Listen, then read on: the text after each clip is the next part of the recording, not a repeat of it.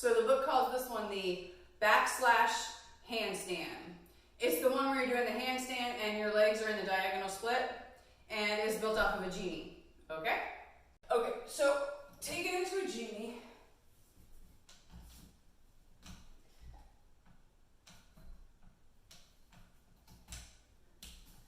And bring the genie to where your hands are on the ground and you're comfortable and they're far enough out from the pole.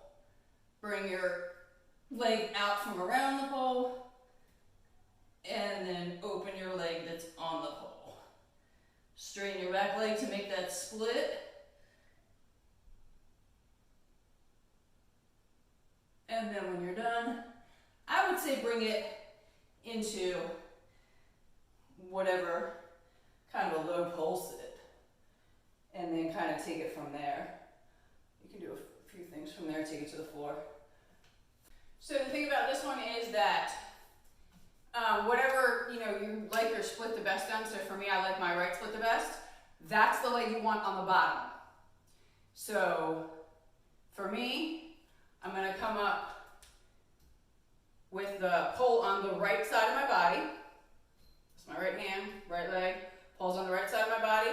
I'm coming up to bring my left leg on top, right leg on the bottom.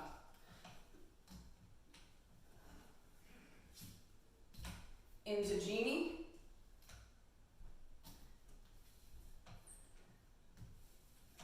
And the further out you put your hands, the more stable you're going to feel.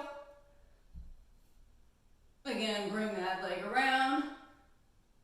Straighten your other leg and push it back.